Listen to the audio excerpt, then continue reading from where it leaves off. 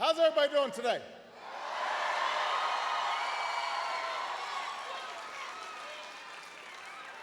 Couple people I want to acknowledge. First of all, the outstanding mayor of your fair city, Bob Buckhorn's in the house.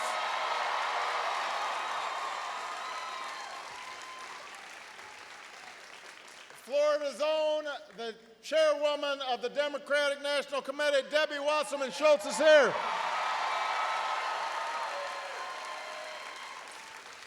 And the chair of the Florida Democratic Party, Rod Smith, is in the house. And all of you are here.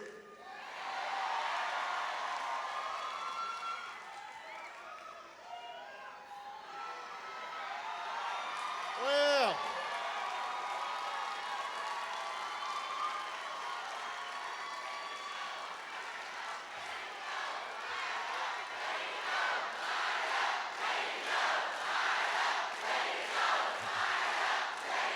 thank you.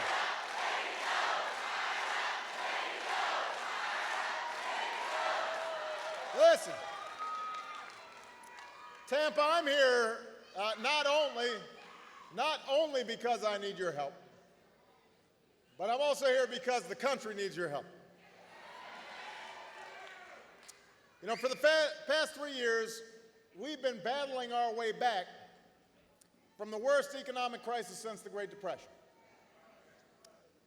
Not only are we digging out of a hole that's 9 million jobs deep, we're digging out of an entire decade where manufacturing left our shores, where costs rose but incomes weren't going up, where middle-class families fell further and further behind. It was a decade where 2 wars and trillions of dollars in tax cuts were put on our nation's credit card, turning a record surplus into record deficits. Now, today our economy is growing again, but it needs to grow faster. Our businesses have created over 4 million jobs in the last 27 months.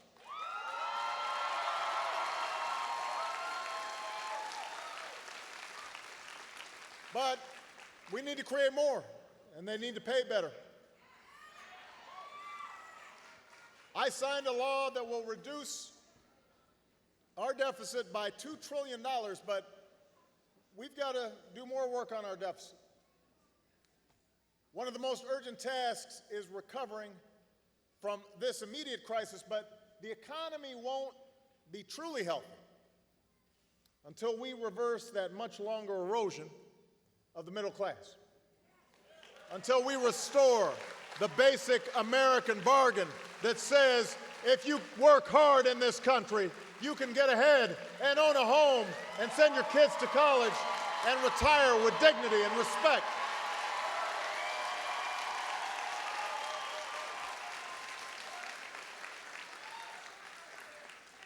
Now, here's the thing, Florida. What's holding us back from meeting these challenges is not the lack of good ideas. It's not the lack of technical solutions. By now, just about every policy and proposal has been laid out there on the table. What is holding us back is a stalemate between 2 fundamentally different views in Washington about which direction we should go in. This isn't just one of the run-of-the-mill political arguments you hear about in Washington sometimes. This is the defining issue of our time. We're in a make-or-break moment for the middle class. And the next president and the next Congress will face a set of decisions on the economy and on the deficit and on taxes that will have an enormous impact on this country, not just today, but the country that we pass on to our children. And you know what? The outcome of this decision, this choice, is entirely up to you. It's up to you. The people of Tampa, the people of Florida, the American people.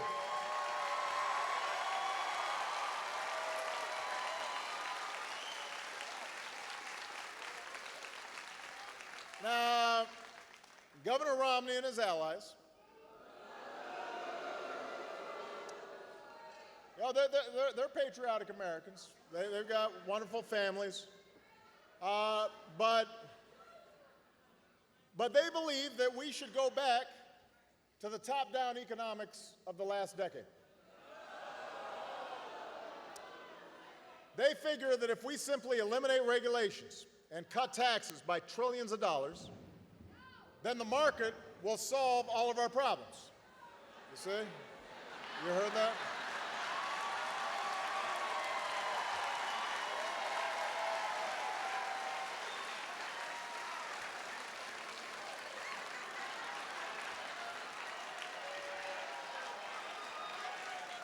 I'm just saying. No, wait. That's their argument. They argue that if we help corporations and wealthy investors maximize their profits by whatever means necessary, whether through layoffs or outsourcing or union busting, that it will automatically translate into jobs and prosperity that benefit all of us. That's their theory. Now that's their theory, but I believe they're wrong. I think they're wrong. I believe we should do everything we can to help our entrepreneurs succeed. I want our companies to be as profitable as they can be. But that alone is not enough. Because the central challenge we face right now, the challenge that we faced for over a decade, is that bigger profits haven't led to better jobs. Bigger profits haven't led to higher incomes. And the reason is, in this country, in America, prosperity has never come from the top down. It comes from a strong and growing middle class. And all those people are striving and working to get into the middle class.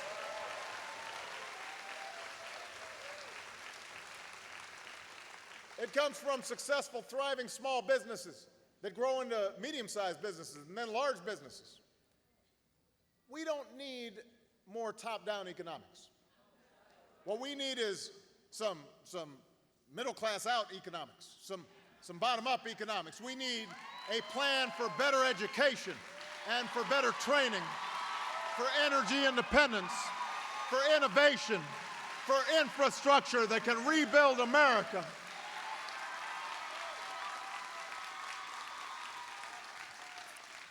What we need is a tax code that encourages companies to create jobs and manufacturing here in the United States.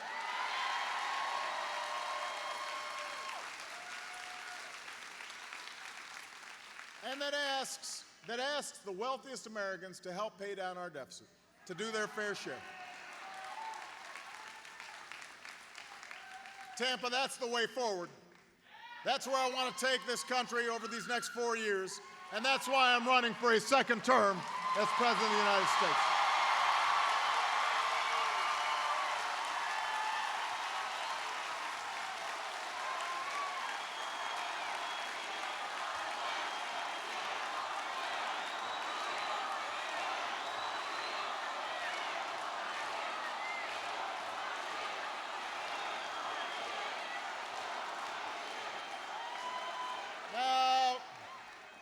Listen, there's no mystery about where the other side will take us if they win the election. I mean, their economic plan has been voted on in Congress. Governor Romney has it right there on his website. So you know, look, first, they promised to roll back all kinds of regulations on banks and polluters and insurance companies and oil companies. That's first part of their plan. Second part of their plan, they don't just want to keep all the Bush tax cuts in place. The ones for the wealthiest Americans, they want to keep those in place. Then they want to add another $5 trillion in tax cuts on top of that, including a 25% tax cut for every millionaire in the country. Now, I can tell this is a sophisticated group, so you might be wondering, how do they spend $5 trillion on new tax cuts and then, with a straight face, say that their plan would reduce the deficit? How do they do that? That's a good question. Now, well, let me tell you, they start by proposing $1 trillion in cuts to things like education and training and medical research and clean energy. But that's not enough. That's only $1 trillion. They got all this, $4 trillion to go. So then they propose eliminating health care for about 50 million Americans. And then they propose turning Medicare into a voucher program. But you know what? That's still not enough. So, as it was reported in the newspaper just this week, they'll also have to raise taxes on the middle class by taking away tax deductions for everything from health care to college to retirement to home ownership. And that could cost some families thousands of dollars. So think about that. To pay for another $250,000 tax cut for the average millionaire, they want you to foot the bill. Let me see a show of hands. Is there anybody here who can afford to pay thousands of dollars to give people like me and Mr. Romney another tax cut? Come on, go ahead, raise your hand, don't be shy.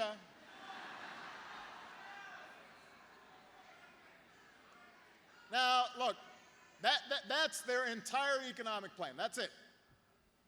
When Mr. Romney tells us he's some sort of financial wizard who can fix our economy, that's how he intends to do it. And Bill Clinton has pointed out that this Republican agenda, it's nothing new. It's nothing more than the same thing we tried during the last administration, except on steroids.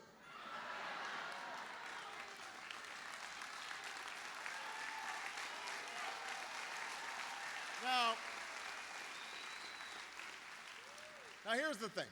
I have not seen a single nonpartisan expert say that the other side's economic plan would actually reduce the deficit in the long term. I haven't seen a single independent economist say it would create jobs in the short term. In fact, one said it would push us even deeper into recession. But you know what? If people still think their plan sounds like a good idea, see, somebody's depressed about this plan. They're hearing about it. I know, it's heartbreaking. But if somebody out there thinks that's a good idea, if they want to give the policies of the last decade another try, then they should vote for Mr. Romney. That's how our democracy works. They should re-elect the Republicans who've been running for Congress. That's what our democracy is all about. And together, Mr. Romney and a Republican Congress will take America back down this path that we've tried and didn't work the last time. But if you believe we need a better plan,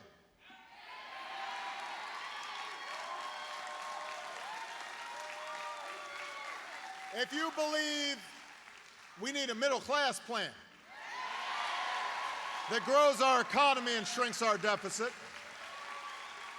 then we need to win this election.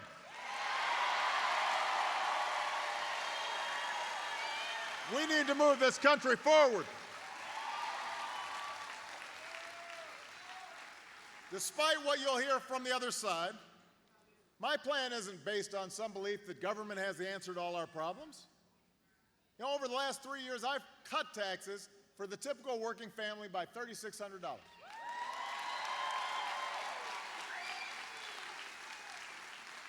I've cut taxes for small businesses 18 times. I want a government that is leaner and smarter, one that's designed for the 21st century, more responsive to the American people. So, look, I don't believe every regulation is smart or that every tax dollar is spent wisely.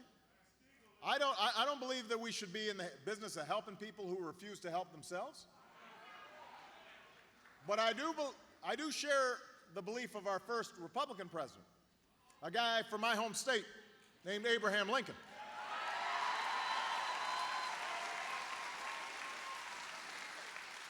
who said that through government we should do together what we can't do as well for ourselves.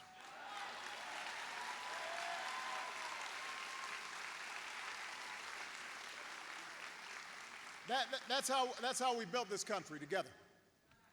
Sure, Democrats and Republicans have always disagreed on certain policies and programs, but throughout our history, at least our modern history, there's been a shared belief that, yeah, we're a great market economy, but market can't solve all its problems on our own. So that's why FDR worked with Republicans and Democrats to send a generation of returning veterans to college on the GI Bill, an investment that led to the largest middle class, the most prosperous economy in our history. They understood that people succeed when they have a chance to get a decent education and learn new skills. And the businesses that hire those people benefit as well.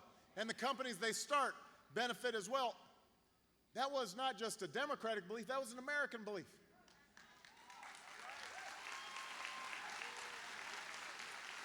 Well, President Eisenhower, a Republican, he launched the interstate highway system and a new generation of scientific research. He understood that for companies to grow and hire, they need access to the best transportation and the fastest communication, the most cutting-edge innovation. Ronald Reagan worked with Democrats to save Social Security and pay down the deficit by, yes, asking the wealthiest Americans to pay a little bit more in taxes. They understood that our economy is stronger when we don't balance our budget on the backs of middle class and poor Americans. We do it best when everybody does their fair share. So Governor Romney and the Republican leaders in Congress, they've rejected what used to be this bipartisan tradition. They've opted for top-down, on-your-own economics that has never succeeded in this country. And I've got a different view. I have an economic plan based on the shared vision that's always worked for America's middle class and all those striving to get there. A plan focused on education and energy and innovation and infrastructure and a tax code that is fair and responsible. That's how we're going to build this country. That's why I'm running for President of the United States.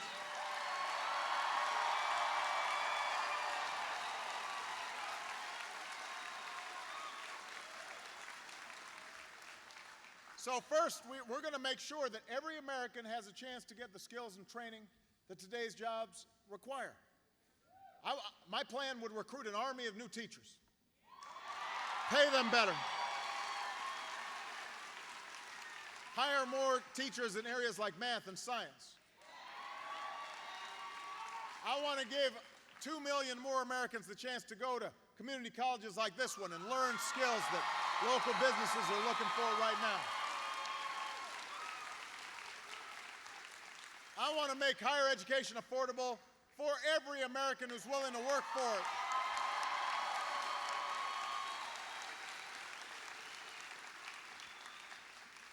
Not just by offering more loans and financial aid, but also by getting schools to hold down the cost of college tuition.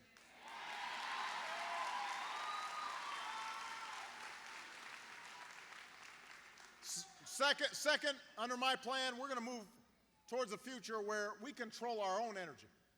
That's something that's good for our economy, good for our environment, good for our national security.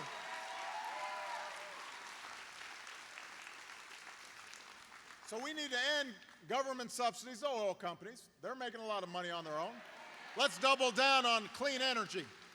That's never been more promising, on wind power and solar power, biofuels and fuel-efficient cars.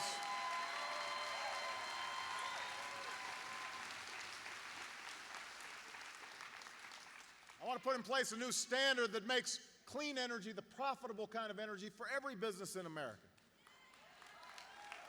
Number 3, we're going to make sure the United States of America is the best place on earth for innovation and science and discovery.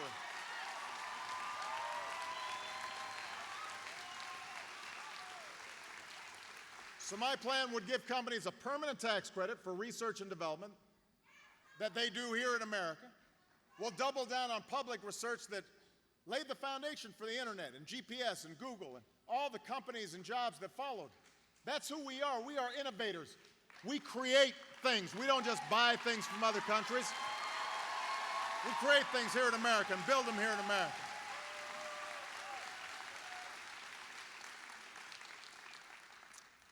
And then we're going to take half the money we're no longer spending on war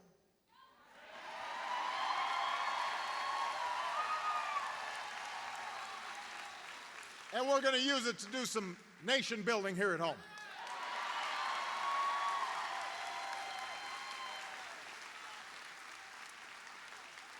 If we want businesses to thrive here, we got to put people back to work, rebuilding our roads and our runways, our wireless networks, our ports. And what I'm pushing for is an independent fund that will attract private dollars and issue loans for new construction projects, just based on two criteria. How badly are they needed, and how much good will they do for the economy? We don't need bridges to nowhere. We need bridges to help businesses move goods and services and people all across the country and all around the world.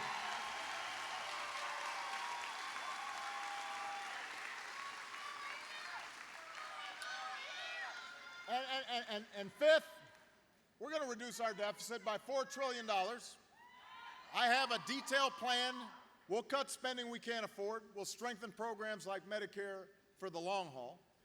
We can reform our tax code in a way that is fair and responsible, which, by the way, means let's stop giving tax breaks to businesses that ship jobs and factories overseas. Let's reward companies that create jobs and manufacturing right here in the United States of America.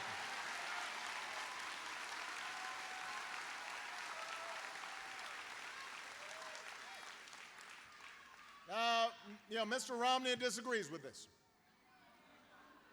Today it was reported in the Washington Post that the companies his firm owned were pioneers in the outsourcing of American jobs to places like China and India. Pioneers. Let me tell you, Tampa, we do not need an outsourcing pioneer in the Oval Office. We need a president who will fight for American jobs and fight for American manufacturing. That's what my plan will do. That's why I'm running for a second term as President of the United States.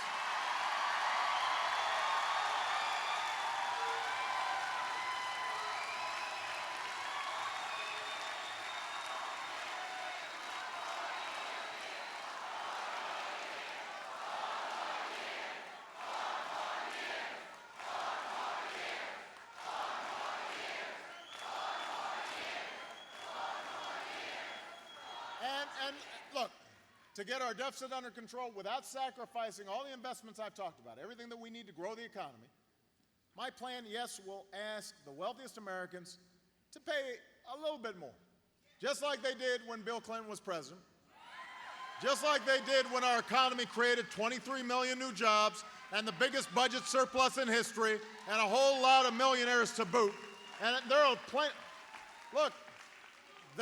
plenty of patriotic, very successful Americans who'd be willing to make this contribution again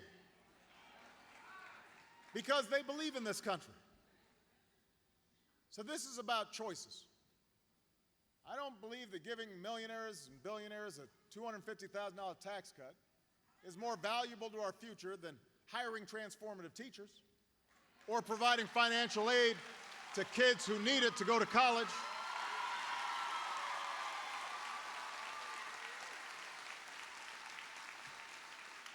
I don't believe that kind of tax cut is more likely to create jobs than providing loans to new entrepreneurs or tax credits to small businesses who hire veterans. I don't think it's more likely to spur economic growth than our investments in clean energy and medical research, in building new roads and bridges and expanding our ports and our runways.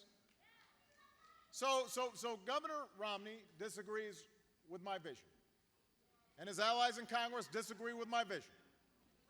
Neither of them will endorse any policy that asks the wealthiest Americans to pay even a nickel more in taxes. Not a penny more. It's the reason, that's the reason we haven't reached an agreement on how to reduce our deficit. That's the reason my jobs bill that would put 1 million more people back to work has been voted down by Republicans in Congress time and time again. It is the biggest source of gridlock in Washington and has been over the last 3 years. So Tampa, here's the thing. Only you can break that stalemate.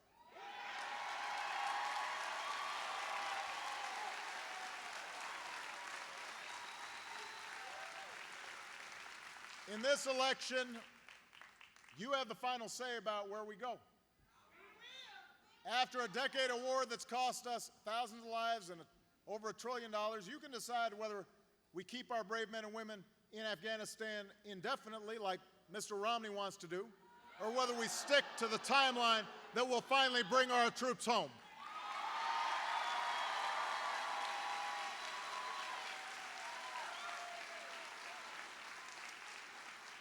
You can decide. Did something just fall down there?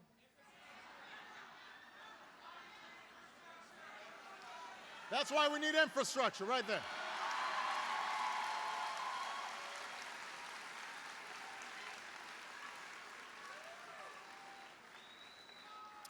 You know, you can decide whether we're going to have another political fight about ending a woman's right to choose and getting rid of Planned Parenthood and taking away access to birth control, or you can decide that women should control their own health care choices.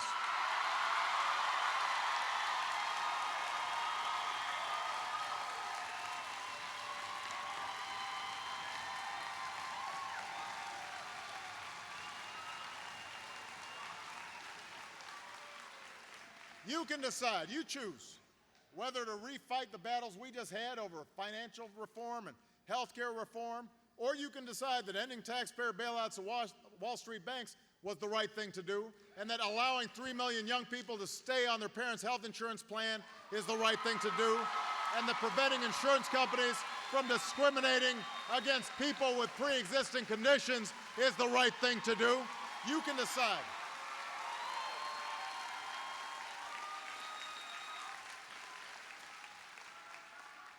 You can decide whether we're going back to the days when you could be kicked out of the United States military just because of who you are and who you love. You can decide whether it's time to stop denying citizenship to responsible young people just because they're the children of undocumented immigrants.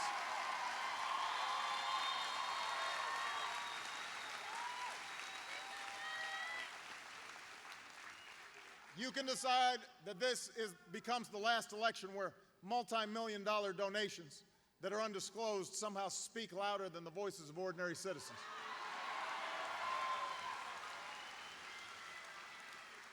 So you know what, Tampa? This is up to you. This is up to you. From now until November, the other side will spend more money than we have ever seen in the history of the Republic. And all that money is going to be spent on ads telling you that the economy's bad, it's all my fault, and I can't fix it because government is always the answer, according to me. Or because I didn't make a lot of money in the private sector. Or because I'm in over my head. Or because I think everybody's doing just fine.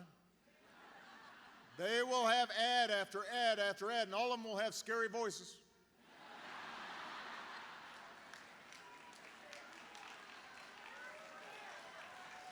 You know? We'll have pictures of me looking all old and broke down. You've seen those ads. You've seen them. That's what Mr. Romney is going to say. That's what the Republicans in Congress will say. And that may be their plan to win an election, but it's sure not a plan to create jobs. It's not a plan to grow the economy. It's not a plan to pay down the debt. It's not a plan to restore the middle class and restore the American dream.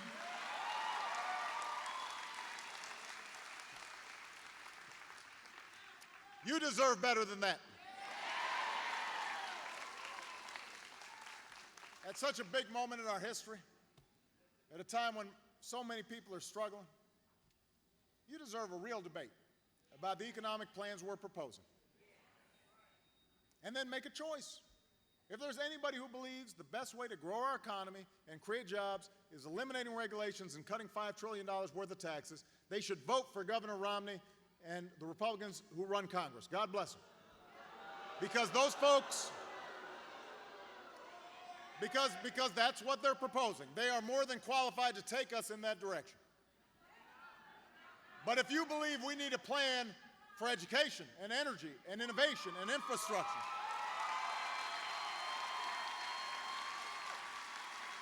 if you believe this economy grows best when everybody's got a fair shot and everybody does their fair share and everybody's playing by the same rules, if you believe that everybody should be able to succeed if they're working hard, no matter where they come from or what they look like, what their last name is, or who they love,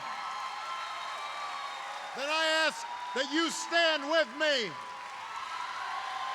for a second term as President of the United States.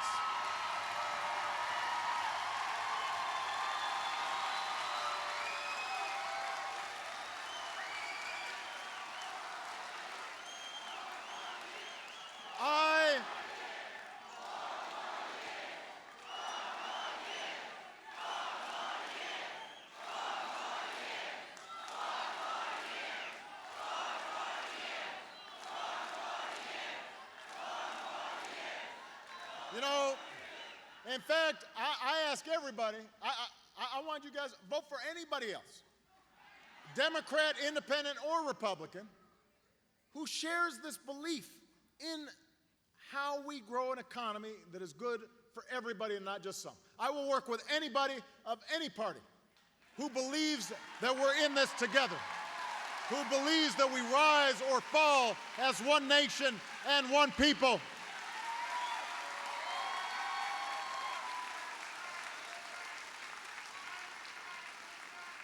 Don't let anybody tell you we lack the capacity to meet our challenges. We're Americans. The only thing lacking right now is our politics. And we can solve that. That's what your vote is for. So I need you to hit the doors, and I need you to make some phone calls. I need you to register your friends. Get your family members going. Get on Facebook. Get on Twitter.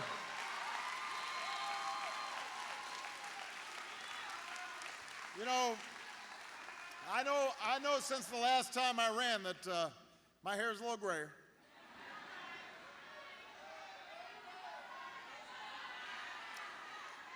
And I know that we've been through some tough times together. But I promised you back in 2008 that I would always tell you what I thought, and I'd always tell you where I stood. And I promised you that I would wake up every single day thinking about you and fighting for you. In Tampa, I have kept that promise. I have kept that promise. I still believe in you.